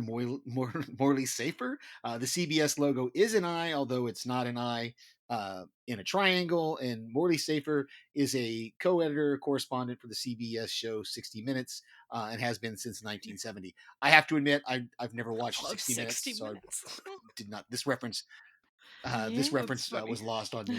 But Riley about demon hunting. It's not just a job, Buffy. It's an adventure. Great. This is a reference to the old US Navy recruiting commercials with the tagline, it's not just a job, it's an adventure. Whoa. Also, Hill Street Blues, wasn't it? Didn't they say that on Hill Street Blues? Oh, I don't know. Also, that was a cop show in the 80s. funny. Also, like much respect, obviously, to all of our service people and veterans. Military is not it's not an adventure. Like, I guess it could be. I remember those commercials though. Whoa, that's it's a life-threatening adventure potentially. Around the same time, there was also the I get more done before 6 a.m. than the rest of you. I remember that of recruiting commercials as well. Yeah, that is probably true. That is probably true. Whoa. Let's see. And Buffy says, is this really the time for Donkey Kong? Donkey Kong was a coin-operated, initially, video game developed in 1981 by Nintendo. The game quickly became the hottest-selling individual coin-operated machine in the business. It introduced two of the most famous Nintendo characters, Mario and Donkey Kong, although Mario was not named in this video game. And of course, it spawned many, many, many more games. Willow says to Riley, you were just passing by in your G.I. Joe outfit? G.I. Joe was debuted in 1964 as an 11.5-inch soldier, quote, doll, unquote, for boys, named after the 1945 movie The Story of G.I. Joe. It became the first boys' action figure in the world and was dressed in military clothing. Still a very popular toy for young boys, they are now approximately 4 inches tall and produced by Hasbro. There's also, of course, a cartoon and some really not great, okay-ish movies. Yeah, that's a very kind review. Let's move on to trivia. JW had the following to say about Buffy and Riley's controversial relationship as season 4 was airing. Some people think they're just too cute and fluffy. Well, maybe I think it would be nice for Buffy to have an easy, stable relationship for once that doesn't cause her any grief. Doesn't become dark and confusing so she can have some peace. Or maybe I'm Joss. That's always great, referring to yourself in the third person. Oh, goodness. The ruins of Sunnydale High were seen in Doomed were all computer generated. Good And job. this, as we mentioned earlier, Mark Blucas was added to the opening credits of this episode, an indicator to fans that his relationship with Buffy would at least be fairly long-term. The following conversation from when Spike is wearing Xander's clothes was cut from the episode. Xander, look at you. You have knees. Very white knees. Spike, damn things keep doing that.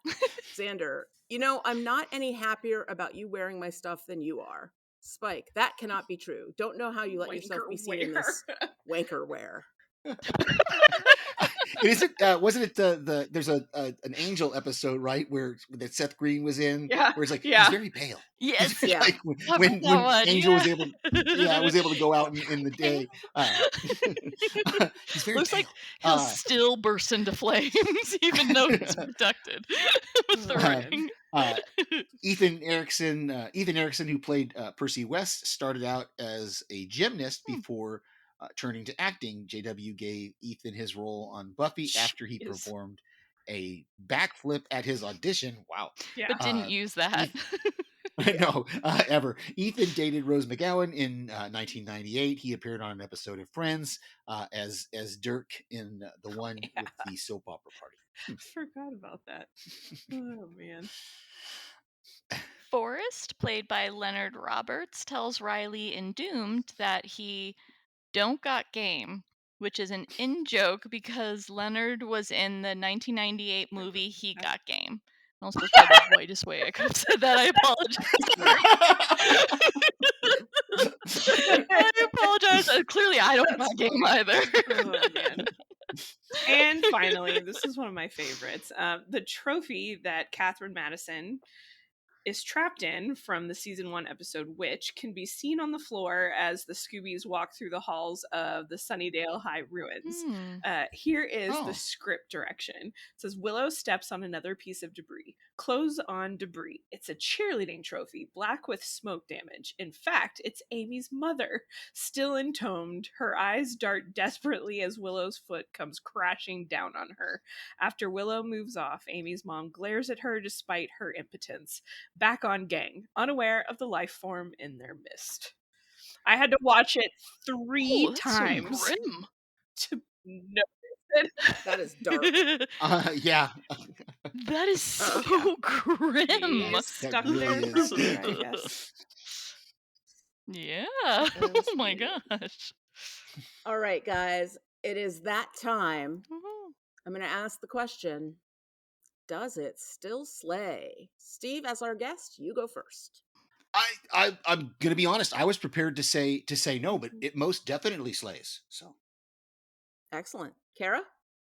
Yeah, I agree. I enjoyed this one more than I remembered. I thought there were a lot of really fun, witty dialogue moments, and anytime Spike gets this much screen time, I'm happy. So definitely still slays for me. Sam, how about you? I agree with everyone. Yep. Well, I do too. That makes it unanimous. Woohoo! Yeah, I was just passing by and I thought I heard people inside. You were just passing by in your G.I. Joe outfit? No offense, but you do look wicked conspicuous. I do? Paintball. Yeah, I was playing paintball, and then the aftershock, and So you're one of the commando guys, huh? Oh, no. Commando, no, I mean... Do I know you? Me? No. No, sir. I'm just an old pal of Xander's here. And we're back with some news. We got interrupted recording, and so we lost Kara and Sam. So it's just me and Steve for the rest of the podcast. It's okay. Everybody's okay. Everybody's All okay. right. Yeah. Just an interruption. Praise the Lord. All right. Yeah. So for the news section, it's the Buffy the Vampire Slayer revival pilot at Hulu is rounding out its main cast. Variety has learned that the pilot has added 5 series regulars to its cast alongside previously announced cast members Sarah Michelle Gellar and Ryan Kira Armstrong. The new additions are Faye Tavina. I hope I've got that right. She's from Unprisoned, Secret Society of Second Born Royals as Hugo. Ava Jean, A Week Away, Law & Order SVU, as Larkin, Sarah Bach from Severance. Oh, I love her. As Gracie, Daniel De Tomasino, Wits of Eason, Major Crimes. I've seen him before. Great. Oh, he's a great actor. As Abe, and Jack Coolmore Scott from Oppenheimer, and Frasier as Mr. Burke. Daniel De Tomasino, Tommaso? he's amazing. Yeah. He's really great. Yeah, Tommaso. He's great. I love Major Crimes. I haven't seen most of these shows except for Severance, and Sarah Bach has been amazing on the second season of Severance. Yes, and he was a recurring character on Major Crimes, and is just really cool, really great guy. Awesome. So. I'm so excited about the reboot. Work on the pilot has been progressing, with Geller recently sharing photos from the first table read of the script, and that's on Instagram if you follow her. And then another article we got: Buffy the Vampire Slayer returns. Dynamite Entertainment to publish a new Buffy and Angel comics. This came out at San Diego Comic-Con, which is going on this week. So there's a lot of pop culture news floating around the internet right now. It says the Buffy the Vampire Slayer franchise has a rich history in the comic book realm, with multiple publishers adding to the mythology of the classic TV series. Now, Dynamite Entertainment has become the newest home for Buffy comics, with the publisher announcing a pair of interconnected titles, Buffy the Vampire Slayer and Angel. What creative names.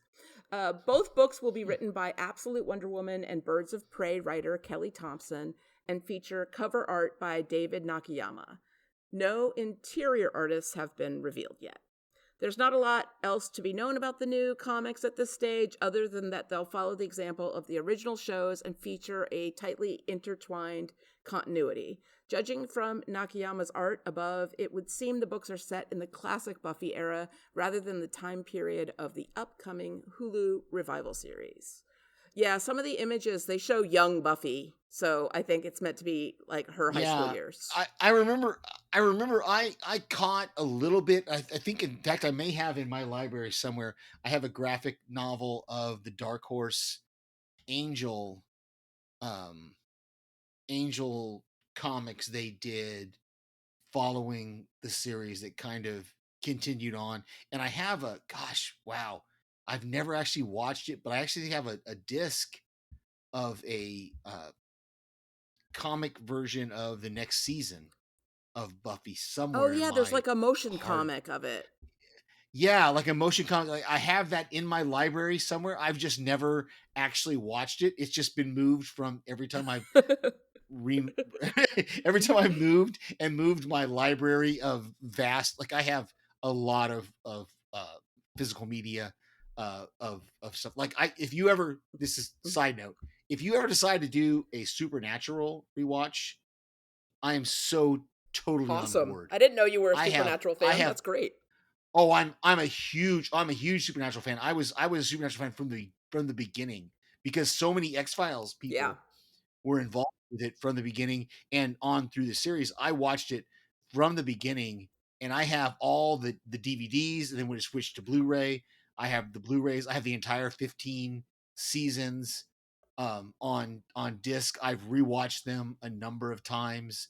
I love Supernatural. Is probably, besides Buffy the Vampire Slayer, Supernatural is probably one of my most favorite. And I can't believe this has never come up on this podcast before with you and I, because I know you're a huge Supernatural fan as well. I'm surprised it just hasn't come up when you've been on, but this is great. We're gonna have to talk about this in depth at some point. Absolutely. I'm a huge I would fan. love to do a Supernatural rewatch, but it's 15 seasons, and it's like it's a lot. It's a lot, but it's a lot. It's a slog. Yeah.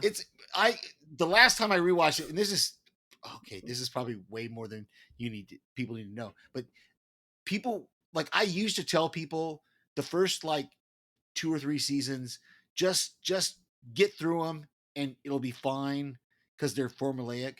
But the last time I rewatched it, I realized how much, even after season 5, there's so much that is alluded to in seasons 1 through 5 that when they change showrunners is still kept in. Yeah. It's amazing how that show went the way it did, and there's a couple of stinkers. Don't get me wrong. There's a Oh, couple that of bug episode. You can't like, go. Don't watch that one. There's that. Yeah. I mean, you can't go 15 seasons without there being some episodes that are like, you know. Yeah. But for the most part, gosh, the quality is the last consistently high, and yeah. I love the episodes where the show like takes shots at itself. And I love that kind of, I wouldn't want to watch a show that was like every episode was self-deprecating, but they had a really good balance of taking themselves seriously and taking themselves not seriously. Yeah. I like that. I like that. And I also like when they service the fans. I'm sorry. I like to be serviced. So when there's fan service, that's horrible. But when there's fan service episodes, I don't mind that at all. You know, I mean, yeah. So yeah, it's the fact that thing went over 200 episodes. It's just amazing, and it's we'll talk. And they are having upcoming on The Boys in season 4. Jared Padalecki and Misha Collins are joining Jensen Ackles. There's going to be an on-screen like mini Supernatural reunion. I don't know if they're going to get the actor who plays Bobby Singer in there or not. He's already on The Boys. I hope that they get him involved. That would be crazy. And like Jeffrey D. Morgan, spoiler for The Boys, Jeffrey D. Morgan is kind of he's like a hallucination.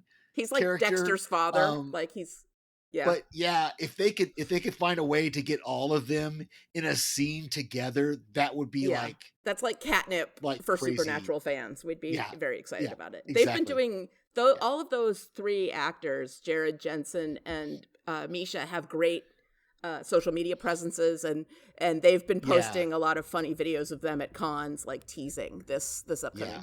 They all seem to be really good. Yeah, friends. they seem to genuinely like each other, which is nice. Exactly. So. All right. Yeah, it's amazing.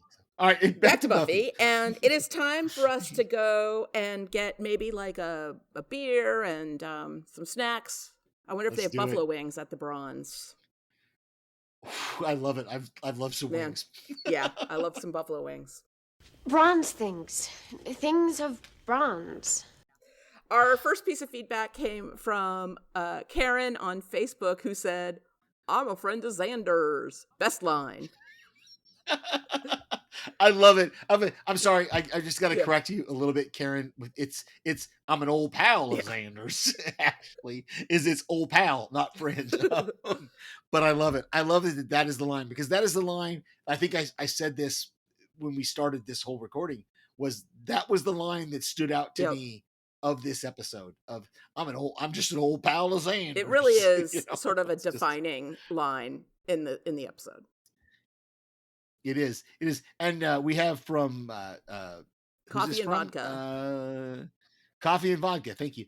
This is greetings, Shaken Slayers. This was an easy day in the writer's room. Move along the new matrix of events established in the previous episode. Then again, considering the last ep, a certain amount of slack is allowable. That was hushed, so I got you. Spike's pointedly accurate dressing down of Xander and Willow while dressed as a Maui tourist was oddly fun. Buffy and Riley's temporary drama and reconciliation seemed more like a plot point to tick than a natural process, but was still sweet, if not counting his disrespect of her boundaries.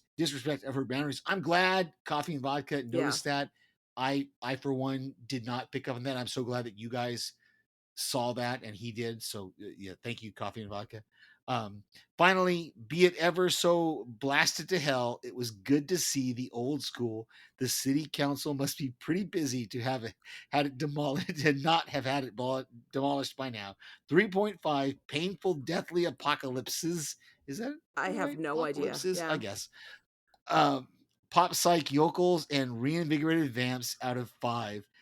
Peace and take care, Coffee and Vodka. Coffee and Vodka is a great. He is. I don't know who he is. I know that he is a regular contributor to feedback on TV podcast industry. So I don't know if he's a outside of the U.S. Watcher, but Coffee and Vodka is he's an amazing feedback, and I want to say I have been a fan of Coffee and Vodka, not like as a drink, but as a feedback poster, I've been a huge fan of Coffee and Vodka for years. Yeah, I was pretty excited when he found us via TV Podcast Industries.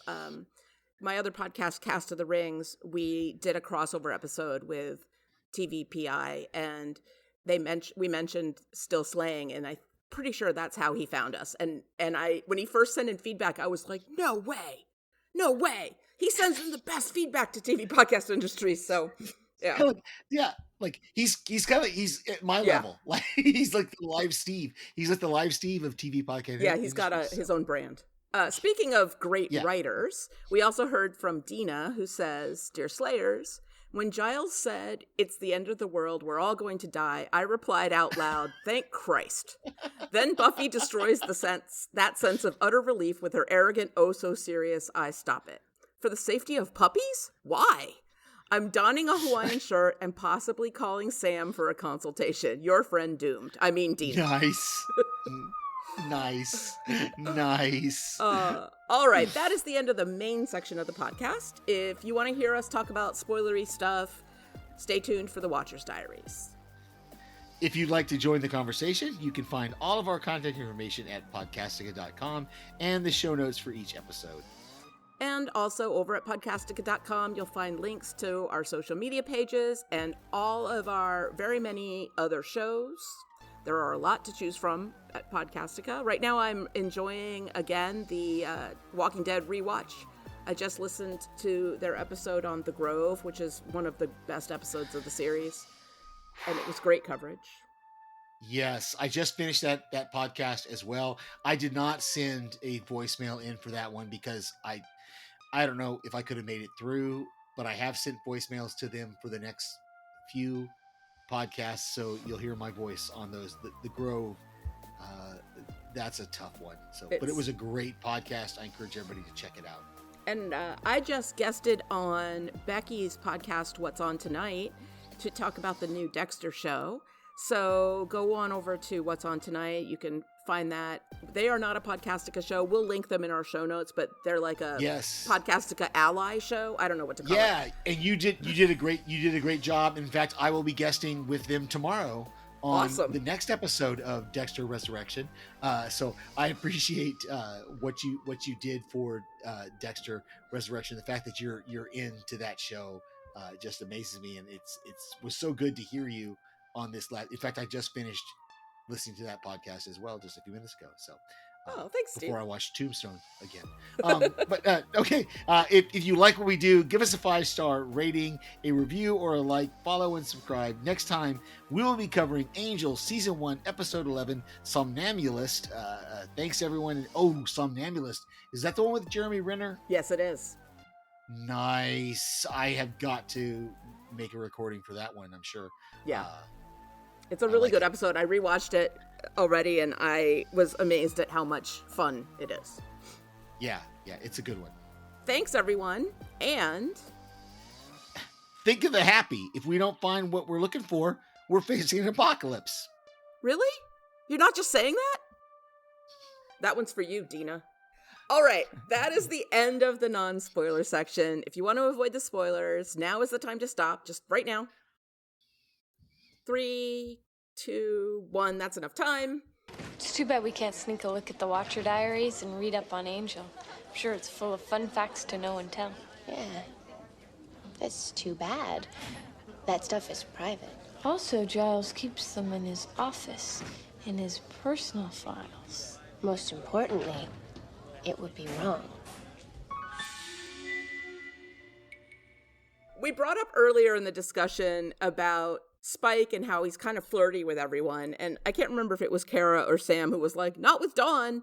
And and I said, oh, that's a future season. So we can talk about it now. He is actually incredibly protective and brotherly toward Dawn. And there is never even a hint of a flirtation with her. He's very clear about it. No, it's amazing how that spell is going to work. And I think hopefully you'll talk about it when you get to season 5, because that spell so permeates the life of everybody, of the entire world, or at least the Sunnydale community, to the point where it manifests Dawn to the point where they think she's been there all along. Yeah. And I love that. So I love that was brought up, of his protectiveness of her, because really this is the episode, in my opinion, and I could be wrong. There might be more previous, but I think really this episode starts Spike's, and this is where we get into spoilers. This starts Spike's redemption arc. Yeah. He's going to begin here with, oh, I can fight evil, and that's going to grow to, now it's eventually it's going to manifest itself in negative ways as well, and I'm sure you'll get to that when you get into later seasons and later stuff with Spike and James Marsters and him in Buffy's character's interaction. There's some bad stuff that happens. It's not a smooth trajectory for him to redemption. Yeah, there's a lot of backsliding. The one thing I will remember, and the only thing that stands out to me, because it's been so long since I rewatched this stuff. The one thing that stands out to me is that, and again, I hate to even bring this up, but it shows his ideology, I guess, is that he made the choice eventually when he goes through the trials to get his soul back. He makes this point to Angel that he chose to have his soul back. It wasn't like Angel was cursed with his soul. Yeah. Which, whether or not, whatever the reason, but it's still the point is that Spike is going to choose to get his soul back, knowing, maybe not fully knowing how he would react to it, but knowing how his character is going to react to it, he chooses to get his soul returned. I've always thought that was incredibly powerful. And I do love the scene it's Angel season 5 when he's like sort of rubs it in Angel's face. And he knows, he doesn't know everything about what it's going to be like to have his soul back, but he knows that it torments Angel. So at the very baseline, he knows it's not going to be fun. And he does it anyway. And it's partially because he loves Buffy, but I think also because this period of time when he couldn't hurt humans and could only hurt demons deeply changed him as a person, even without a soul. It just altered his perspective on the world. And he's going to go through a bunch of trials and tribulations in the next 2 seasons. Like he's going to face Drusilla again at one point, and he's going to have to, make a lot of choices. And time after time, he chooses Buffy instead of choosing the easier or fun path of evil. Yeah, I'm excited to rewatch this stuff because, like I said, it's been so long since I rewatched this portion of the show that I don't remember a lot of the details. So I get confused between Buffy the Vampire Slayer and Angel, because I know that Buffy the Vampire Slayer is going to end, and Angel is going to go on for one more season after Buffy ends, and that's kind of why he becomes the only character after the studio change who's kind of able to come back. I guess I don't know. I don't know that stuff, but it's going to be interesting. I'm excited to rewatch that stuff because I don't remember the details. I remember the end result. I just don't remember the details of how it goes in between all of it. Like I don't remember when he gets when he gets corporealized. I know he's decorporealized for a while. He's going to get corporealized, and then like Nox is involved, and there's a whole lot of stuff coming up with Fred and stuff that I don't even remember enough to even comment about it as spoiler. There's just a lot of, like, I remember the end result. I just don't remember the details how we get there.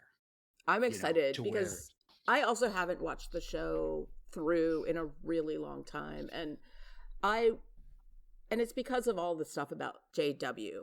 I used to watch and rewatch Buffy constantly. I have the whole series on DVD, and it would just sort of always be in my rotation in my DVD player between Buffy, Angel, Supernatural, and Veronica Mars. Just like constantly one of those shows. And Veronica Mars is on my list. I need to watch. It's so that show. good. You're gonna love it. And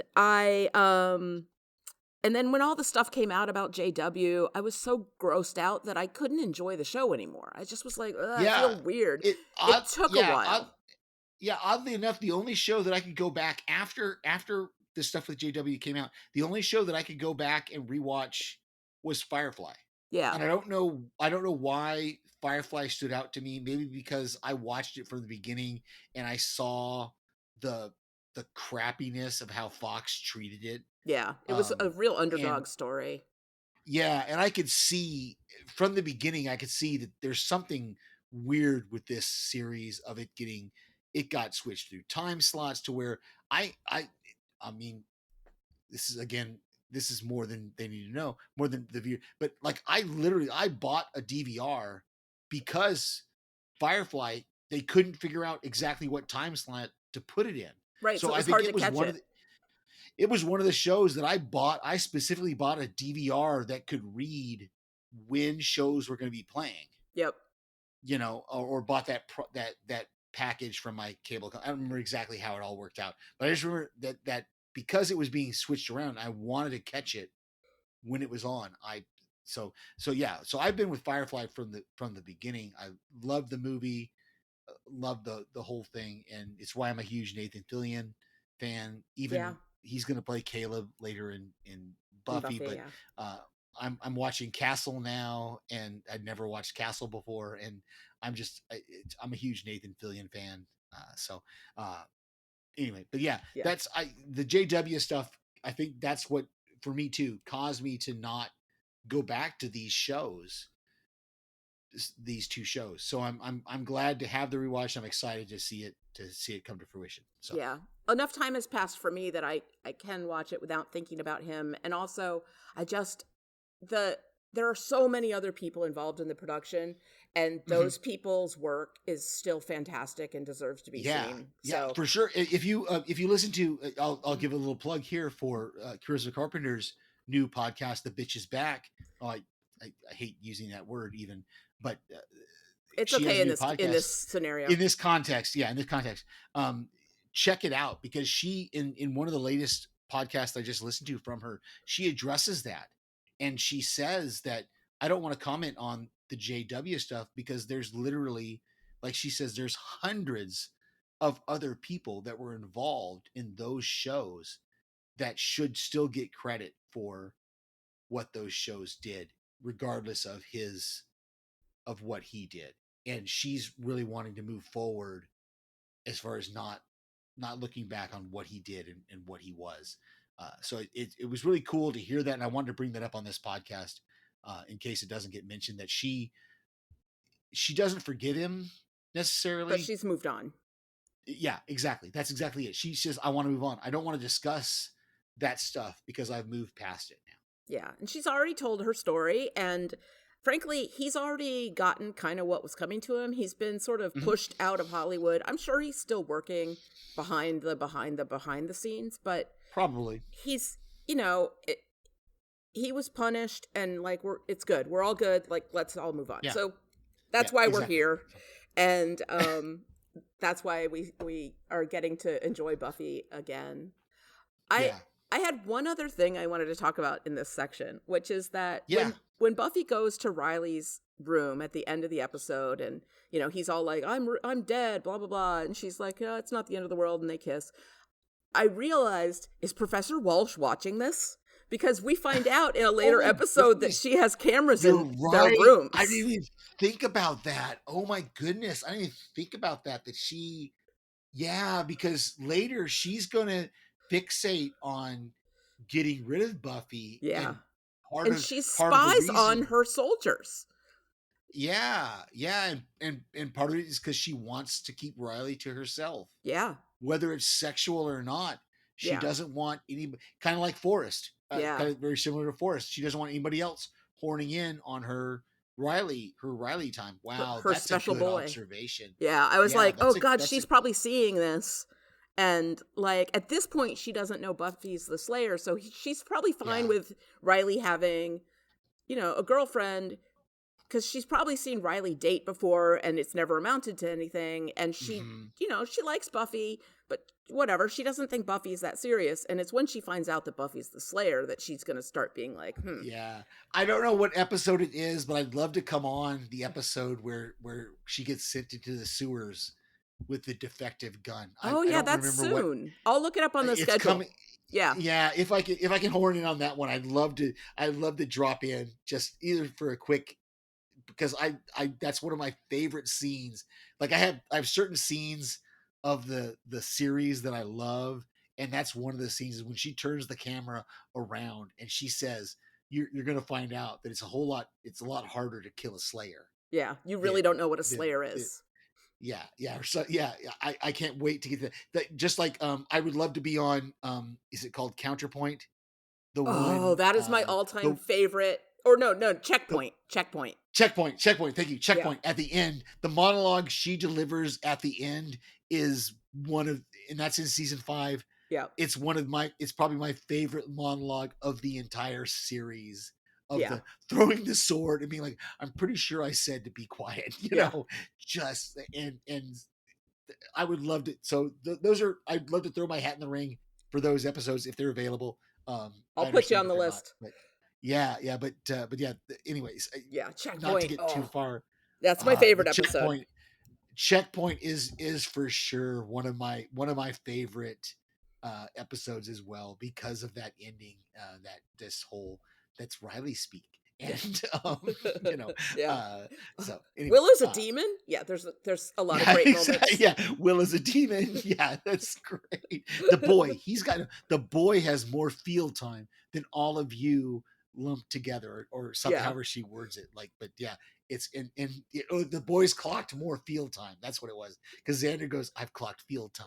So it's adorable. Everything about that, it's so great. All right.